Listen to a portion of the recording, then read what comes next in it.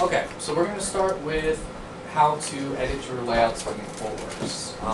The first thing that you're always going to want to do every single time you're going to make an edit to a layout, no matter how small, is you need to clone the layout, which is going to make a copy of it. Because if you delete something, if you add something and it corrupts the layout, if you remove it, you'll still at least have the original. So anytime you're going to make a change to your layout, again, no matter how insignificant, go ahead and make a copy of it first. So we're going to use the new quote layout here. This is just kind of like our default standard quote layout. We're going to choose clone, and then we'll just give it a name. So in ours, we're going to call it the new quote layout, and we'll call it, actually we're going to use quote standard. So I'm going to clone it, quote standard, and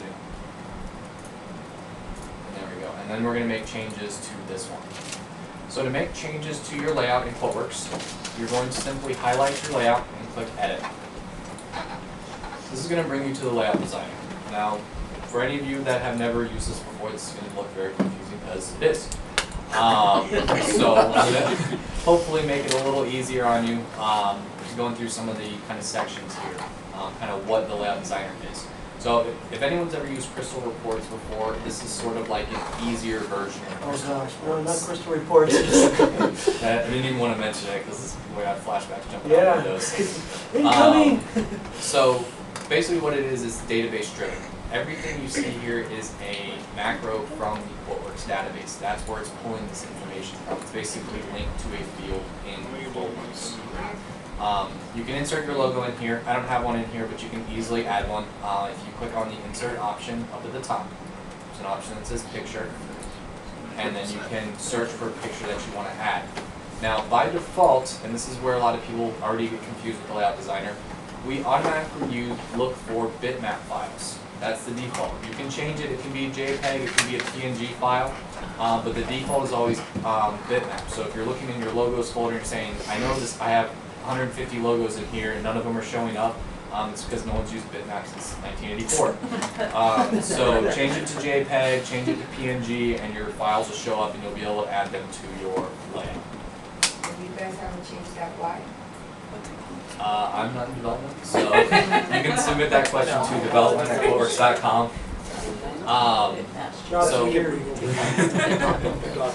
So you can easily change that and add pictures to your layout. Typically the pictures you're going to add, it's going to be your logo. You may want to add a couple other pictures, that's fine too. They'll essentially be static pictures in the document. So the document has multiple sections. In this one you'll see there's a report header, actually multiple report headers, a page header, a detail section, report footer, and a page footer. So the report header is going to show up on the top of the first page of the document. So anything that's a report header shows up on page 1. Whether you have 10 of them, 15 of them, it'll print as many as it can fit on the page. So in this case, in my page 1 is going to have my company's address, my company's contact info, the word quote, my document number, my doc date, and then contact info. Report header 3 has terms, PO number, ship via, so that's also going to appear on the first page if it'll fit. Page header shows on the top of every page, not just the first page. So report header only shows on page 1, page header will show on every page. So that's why we have the line, quantity, description, unit price, and extended price there, because those are basically our headings that we want on every page of our document. Everyone following so far? Your detail sections. Your detail sections are your line items. These are how your line items are going to print in QuoteWerks. Now in this one I have 3 detail sections, but one I'm using for spacing, so there's really 2. This detail section 2 is really small, there's nothing in there. It's just for spacing issues, that's it. My detail section 1 is going to show the line number, the quantity, the description. In this case, I entered the manufacturer part number. This is an optional field. You don't have to put the part number in there. Most people don't, but last training someone wanted to see that. The unit price and the extended price. The one below it is actually set up to show pictures. So if you have pictures with your items, they're going to show up like this. So what we've done in QuoteWerks is we basically specified that if an item does not have a picture, this is in the format it's going to print. It's It's going to have just these fields, no other fields, that's it. If it has a picture associated with it, it's going to print like this. Very similar to the other one, but it has two other fields, custom memo fields, and then it also has our description field here. The detail section is where you're going to specify the line item information you want to appear on the quote. So in QuoteWerks we have essentially, there's 4 different tables, but for the most part you're going to use 2 to 3 different tables that have the different database fields. You have your document headers, which is going to be anything that's tab related. So if you have information that's on the sold to, shipped to tab, the sale info tab, the notes tab, the custom tab, that information is going to be in your document headers. How do you find document headers? When you want to insert a new field, click on Insert and choose Data Field. And this is where it's going to prompt you, QuoteWerks is going to ask you, which table do you want to pull the field from? So if you're saying, I need to add the sales rep to my quote. Okay, well where's the sales rep in QuoteWerks? Sales rep is located on the Sale Info tab. Okay, so that's a document header field. You know that because I just told you. So once you select your table, you'll see a list of all the fields available there. Document items is going to be anything item related. So quantity, unit price, item description, manufacturer part number, vendor part number, tax, you'll see there's a ton of fields here. Unit cost, unit price, unit list, custom fields, custom text, PO numbers, order dates, all those line item fields are going to show up here. So if it's on that document items tab in one of those columns, it's going to be a document item field. If you can remember that when you're editing layouts, it'll save you a lot of time in searching for fields. That document headers is anything on the tabs, document items is anything that's item related. Okay, everybody with me? So when you're making changes to your layout, anything that's item related needs to show up under the detail sections. This is how you're going to say, okay, I want my items to look like this. Typically with any of our layouts, you're already going to have the quantity, the description, the unit price, and the extended. I'm going to go ahead and remove manufacturing partners. That's not the default. The different fields here are going to be specified. The size is going to be specified of how large the field can get without wrapping to the second line. So my description can be essentially this long before it wraps to the second line. That way it doesn't run over my other fields. If you have a very long description, it doesn't really do much good if it's running over to the unit price and extended price. The customer can't see how much it costs. So if you have a long description, it'll move on to essentially word wraps to the next line. And it'll just keep going until it's full. The unit price, my price can be up to this size, and it'll show up on the document. As you can see here,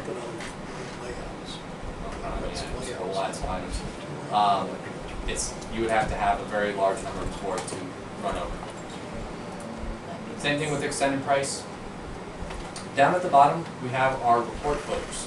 Your report footers are going to print at the end of the last page with line items. So I know it's late and I'm not really even sure that just made sense, so I'm going to say it one more time. So the last page of your layout that has a line item printed on it, if there's room, we'll print the report footer. So we'll print, in this case, the subtotal, the tax, the shipping, and the grand total, and in this case the deposit required as well. So anything that's in the report footer, if it can fit on that page, it'll print. If not, it'll go to the next page. Your page footer, just like your page header, prints on every page. So if you have something that you want to show up on every page, you can use the page footer for that. So in this case, we have our terms and conditions. Typically, those would go in the report footer. I've been moving things around because usually you only want it on the last page. But if you have something that you want on every page, such as like page numbers, then you can set that. Looks like different color where the total grand total is. Yeah, I've just changed mine. I've just made customizations. So mine is too, but I want to add shippings, so I move everything down. Yep. Yeah, so basically you'll see that all the fields, when you've highlighted it, has a little dash around it and you can move fields around. You can resize them. Most of the fields are going to have, in the detail section, are going to have the same formatting. So you're going to have your font options where you can change the font. So if you want to change the font type, the font style, the size, the color, the script, all that information, this is where you're going to make those changes. You can do multiple items at once, multiple fields at once, excuse me. So if I said, okay, I wanted to change my quantity, my description, my unit price, and my extended price all at one time, I just hold Control and multi-select. Sometimes it's not going to show you that it has been selected. I think that was, yes, I think that was updated in the latest release that it does now do that, but just, I'm letting you know that sometimes you'll select everything on the page and nothing will look like it's selected. In that case, just right click and make your changes because it might already be selected and accept it all for everyone. So in this case, if we wanted to change our font, we could say, okay, so for all our items that are selected, we want to change it to bold and to tab. Hit OK. And you can see the ones I selected, the font changed for those. There's a ton of different options, which we're not going to go into. I just wanted to kind of give you an overview. And then if you have specific questions, I'll answer those. But if you want to put borders around them, we support that. If you want to change like background colors or line items, we can do that. You can do some really complicated things where you can run formulas where you can basically say, hey, if the item type is equal to a heading line, print bold with underlying text. You can do all sorts of things. So like I said, we could have spent the 8 hours today going over layout design. So instead, if you have specific questions, I'll be happy to answer those. If anyone needs help with changing something or wanting to do something, I'll be more than happy to help with that as well. In the setup, is there a way to lock this down so that other users cannot access it? Yes, excellent question. In the access rights, you can choose who Yeah. has access to modify the layouts. And that should be the first thing that everybody does is once you've made your changes to your layout, lock it down so no one else can change this. Okay, but that's in the access rights. Correct. Okay. For each user or group, if you apply it. Okay. Does anyone else have any questions regarding layout design, anything else they want to see? Can you do a, sometimes if I want to give two different quotes, total grand total, like topic for one, and do another option, and total, There's not a way to do that. What you have to do is basically just run a subtotal for each one. So then it adds it into the grand total. yeah, you would basically remove the grand total field. So you would have a actually I might have a layout for something like that. So you would like maybe create one that said quotes using multiple options, and then Right. Yeah, I have one that's similar to that actually. I understand when they're called lease options. Can we make copies of some of these? Do you have some templates that are free? Yeah, actually, if you go to the website and go to So down here. download area, there's a sample layout board. There's about 10 or 11 layouts available. If you go to the leasing page, scroll all the way to the bottom, there's 2 layouts that already have the leasing in this layout, I've actually removed the grand total and actually left it here so you can see. So this grand total information is off the page, which means it won't print. okay. So I pulled it off to only show essentially the individual items and prices. And then you can run a subtotal like you said and say, okay, here's your total if you choose option 1, here's your total if you choose option 2. And all you have to do that is just pull the grand total from the total.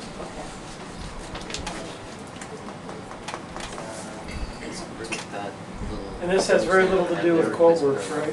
Or Quote Ballet, rather. And then took. Yes, correct. This is a separate, this is When it for your says PDF upload to document. Quote Ballet, it's going to use a completely different. Right. Well, now we're gonna take this layout that you select and we're gonna include it in Quote Ballet as As a the PDF, right? Okay. But the actual Quote Ballet template is completely different. Right, Now you, HTML. yeah, now you can actually embed your PDF file into the Quote Ballet document.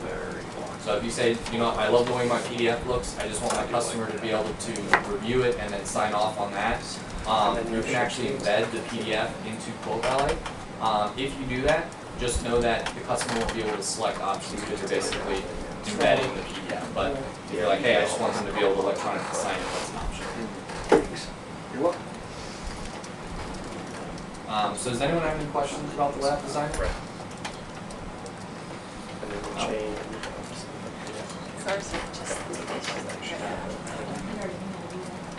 why I wait till the end. Everyone's tired. I don't know if that's much of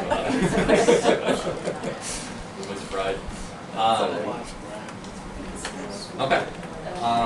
If you guys do have questions, we'll probably have time at the end that answers your installation. That actually could be in image. Alright, so I know a lot of you had questions about management reports. The reason we did the layout designer first is because management reports is kind of an extension of layout designer, has a little more functionality. If you can understand how the layout designer works, it'll make creating reports a lot easier. So to get to your management reports, you're going to click on reports and then management reports. And this is going to show you a list of all the different report names that are available. These are just the default that come with the software. They are all customizable. Again, with this, I would recommend if you're going to make changes, clone it. Make changes to it, and then you can delete the old one if you need to, but always clone before you're going to make change. We go to, so if we edit this one, the layout designer or the report designer is going to be made up of essentially two different parts. So your layout designer is made up of one, just has the layout. And you're saying this is what I want the document to look like when it's sent to the customer. The layout designer also has a filter because you're basically telling QuoteWerks what you're reporting on. So you have the filter and the layout in QuoteWerks for the report designer. So the report's going to be, the filter is going to be what are we reporting on. Typically it's going to be your documents, database.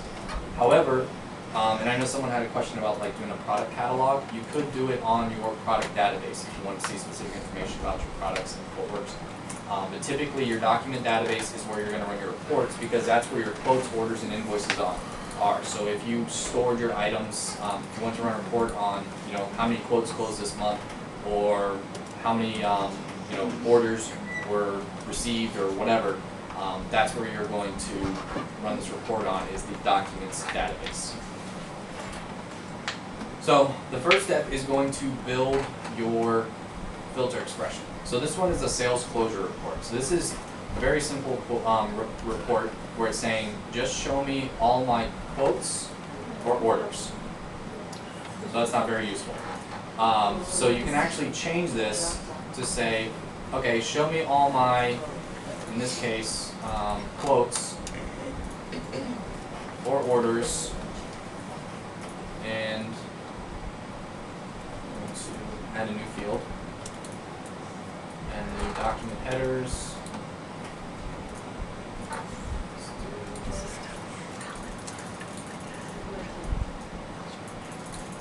I'm going to show you, just need to make sure this field is here.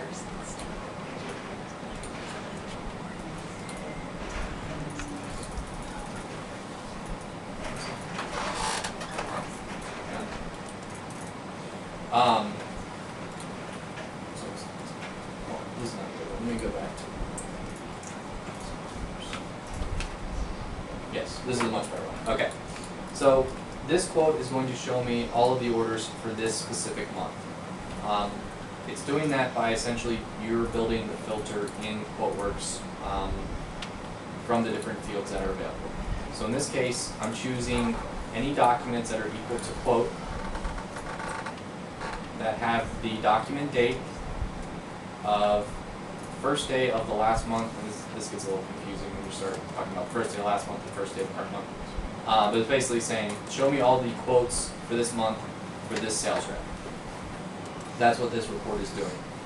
You can report on pretty much anything in QuoteWerks. The report writer is very powerful. It can report on pretty much any field. So if there's something specific you want to write a report on, you will probably be able to do it. If it's something very basic or if it's something very in-depth, you can build a filter for it. The struggle is going to be, what I always recommend doing is writing out what you're trying to see. So if you're saying, I want to see this month's orders, you'll kind of need to think in how QuoteWerks works here is that saying, okay, I need to see all my documents that are equal to orders for this specific time range, for this specific user, or for all users. It's up to you how you're going to set that up. But that's how you need to think when you're going to be writing these reports. You can preview the filters. You can preview the filter results before, just to make sure you're kind of in the ballpark that your filter is working before you start to, print it out or save it or anything like that. Does anyone have any questions about the filters? No? Alright. The next part is going to be the layout, and this is going to be very similar to what we were just doing. Is in your layout designer, it's going to have the same fields, the same page headers. This one has a couple other ones, sort headers, where basically if you wanted to sort in a specific order, don't ask me how to do that because that one's actually above my head. But there is a way to basically sort and print it in this format. But the detail section and the footers will be the same, where you have the different fields that you want to run your reports on. And there's various fields here. It's pretty robust and pretty customizable. You can really, like I said, you can really run a report on anything. You can really make them look however you like. There's not an easy way to say you should have a report for this, you should have a report for this. I would recommend creating a list of reports that you want in QuoteWerks and then saying, okay, let me go to the list of what's in there already and seeing what's close. Because even if you don't have to start from scratch, it'll save you a lot of time if you can say, okay, well I need a quote of, or I need a report of all the orders for last month. Okay, well there's this month's orders one. So let me just modify the dates on that one and then you can use that one. So that's going to be the easiest way to do that. Once you've built your report, you'll be able to preview it, and you can even save it out as a PDF or export it out to a text file if you wanted to export it to Excel.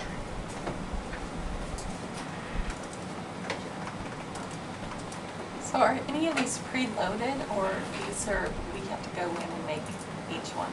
No, these are all preloaded in Okay. yours. Yeah. And so Yeah, these you're are all just the saying default ones. we can modify them however we Exactly. And like I said, just make sure you clone it before you make changes to it. Okay. But yeah, these are all in there except for like one or two of these I made, but other than that, they're all. Any questions about the report writer? We outline it. I want to pull everything. It's a service report. And I want where the filter, the value is delivery, but I want it to also say assembly and installation. Okay. Do I just need to edit? Mm-hmm. You'll need to add to it. Basically, you'll need to use hand. If you want to wait, we're almost done. At the end, I can help you with that. Okay. Or I'll make quick do it. I got another one on this screen here. I do sometimes do exports because I don't like the quote writer, so I do exports into Excel, like for example, but I always seem to get a blank line. Like it's an item, blank line, item, blank line, item, blank line. It's have to do like a special, highlight all the blank lines, but if it has the, at least you do it for sales orders, so if it has at the end where it has the subtotal for that salesman, you have to like not select that because Right. it's only a partial blank line. I just wonder if you ever need a line getting a blank line, just where I will and edit that. I have no idea, honestly. That's how my Connect Wi-Fi will run through, like a try to do service ticket reports, and it'll have subfolders for every type. Yeah, maybe that's it. Maybe it's running the subtotal, but it's coming out with Yeah, it's just a blank line. I have to remember the formula off the top of my head. There's a way to do it. I would. Maybe send it. Put a national state on it. Yeah, I'm not sure. If you have it here, just take a look at it. I can figure it out. Yeah, we can take a look I at mean, it. this is exactly what you're saying. Does anyone else have any questions on the report writer or the layout designer?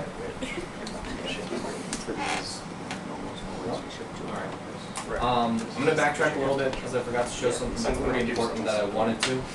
I like that. If any of you ever get quotes from your vendors in Excel, or if you ever have a quote in Excel that you want to pull into QuoteWerks, we have a way to pull that in using what we call the paste special. So under your edit menu, there's an option that says paste special. And what this will allow you to do is copy and paste data from an Excel sheet into QuoteWerks. So if I choose edit paste special, I'm going to choose start a new session. And what I'm going to do here is I'm going to go ahead and open up a quote. So I got this quote from my vendor and I want to pull this into QuoteWorks. I'm going to highlight the data that I need to pull into QuoteWorks. Really, it's going to be that. I'm going to go ahead and copy it. So I can just copy it, Control-C or right-click copy.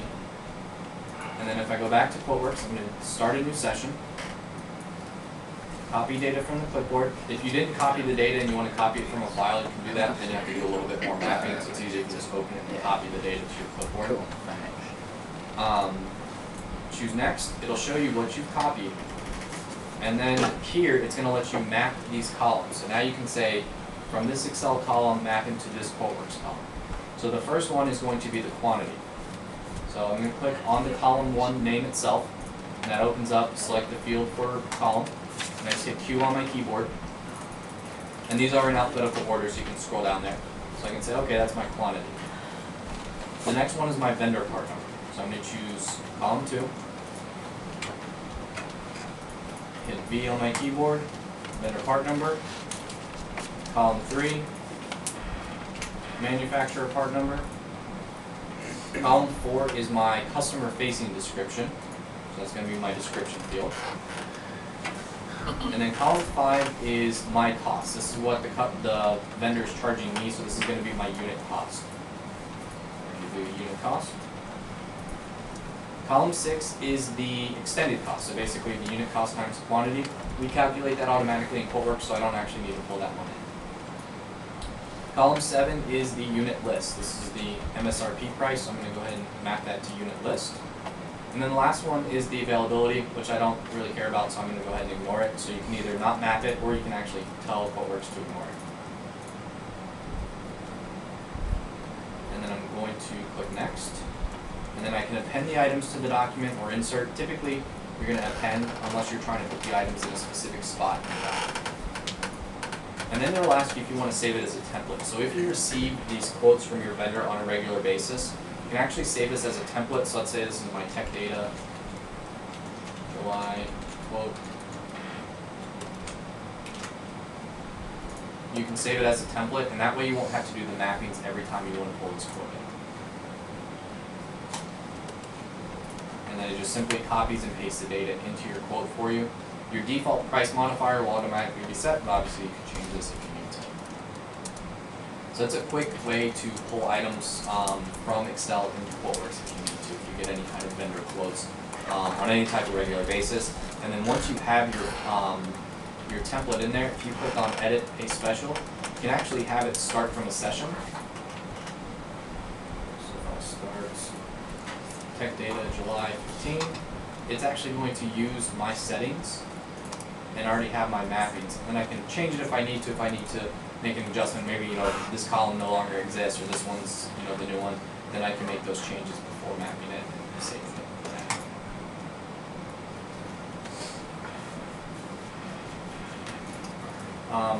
Any questions about the pay special? I know it's late, but can I just add something to it? Sure. Can you go back to the Excel sheet real quick?